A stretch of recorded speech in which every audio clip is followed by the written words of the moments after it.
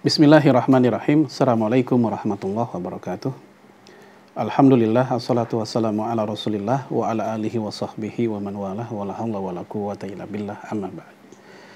Jamaah sekalian, rahimani wa rahimakumullah, di antara pertanyaan yang cukup banyak sering ditanyakan oleh sebagian masyarakat adalah apakah orang yang belum berakikah itu boleh berkurban. Jadi ada keyakinan masyarakat kita bahwa orang yang belum akikah itu nggak boleh kurban sampai dia berakikah dulu. Dengan kata lain, kalau dipaksakan dia berkurban, maka kurbannya itu tidak sah.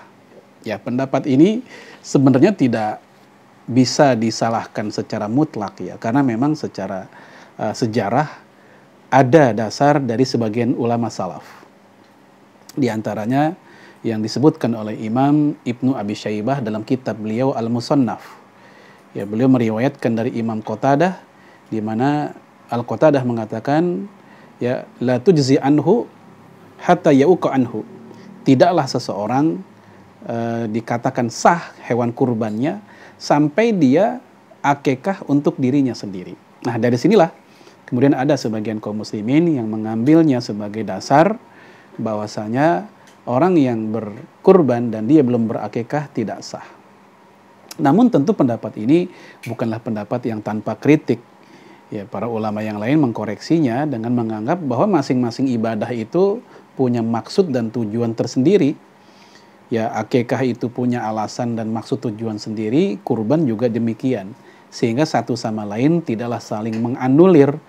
Ya, sebagaimana ketika ada orang yang belum sholat tahajud, nggak lantas dia nggak boleh sholat duha, begitu.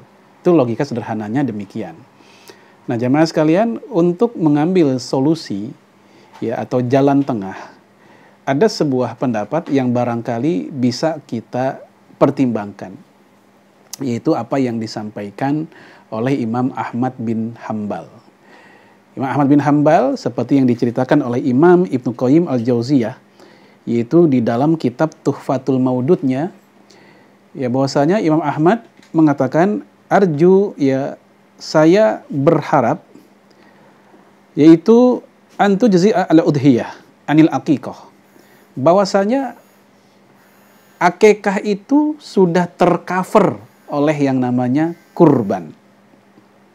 Insya Allah Ta'ala liman lam ya'uq, bagi mereka yang belum berakikah. Ya, insya Allah, kata Imam Ahmad bin Hambal. Jadi orang yang melakukan kurban, kata Imam Ahmad bin Hambal, itu bisa mengcover akikah. Sehingga satu hewan bisa diniatkan dengan dua aktivitas. Hal ini juga diceritakan dalam kasus yang lain. Ya, Hambal salah satu ulama yang sering meriwayatkan pendapat-pendapatnya Imam Ahmad bin Hambal. Ya, namanya mirip dengan ayahnya Imam Ahmad bin Hambal, ya. Ya, beliau berkata, ya, ra'aitu Abu Abdillah, saya pernah melihat Abu Abdillah. Abu Abdillah itu Imam Ahmad bin Hambal. Ya, kunyah Imam Ahmad bin Hambal, karena dia punya anak bernama Abdullah. Ishtara al-udhiyah, dia pernah membeli hewan kurban. Dhabahaha anhu, kemudian dia pun menyembelih hewan kurban itu untuk dirinya. Wa an ahli, dan juga untuk keluarganya. Ya, satu hewan dipotong untuk dirinya dan juga untuk keluarganya.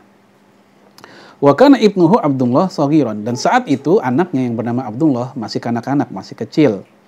Ya, fadzabahaha, lalu dia pun menyembelihnya, arahu arada bidzalik al-aqiqah wal udhiyah. Saat itu dia bermaksud dari satu ekor itu adalah kurban dan akikah sekaligus buat anaknya. Ini pendapat atau bahkan perilaku Imam Ahmad bin Hambal. Sehingga Syekh Abdullah Al-Faqih mengatakan bahwasanya yang namanya akikah dan kurban itu bagi mereka yang sedang lapang rezeki tidak dibenarkan disatukan niatnya. Hendaknya masing-masing dijalankan sendiri dengan masing-masing hewannya. Tapi bagi mereka yang dalam keadaan sempit rezeki, lagi susah begitu, ya dia hanya mampu beli satu ekor, maka pendapat golongan Hambaliyah itu bisa dijadikan rekomendasi atau dilakukan bagi mereka yang dalam keadaan sempit rezekinya. Nah, ini merupakan pendapat atau jalan keluar yang dilakukan sebagian ulama kita dalam menengahi adanya dua pendapat secara umum apakah 1 ekor bisa dengan 2 niat, yaitu kurban dan akikah. Dan pendapat pertengahan adalah tergantung kondisi ekonomi si sohibul kurbannya. Kalau dia mampu beli 2 ekor sehingga 1 buat kurban, 1 buat akikah, itu lebih baik. Tapi kalau dia tidak mampu, nggak ada uang lagi, dia hanya bisa beli 1 ekor saja, maka kata Syekh Abdullah Al-Faqih, pendapat Ahmad bin Hanbal rahimahullah bisa dijadikan pegangan saat itu. Semoga bermanfaat. Hadanallahu wa iyyakum ajma'in. Assalamualaikum warahmatullahi wabarakatuh.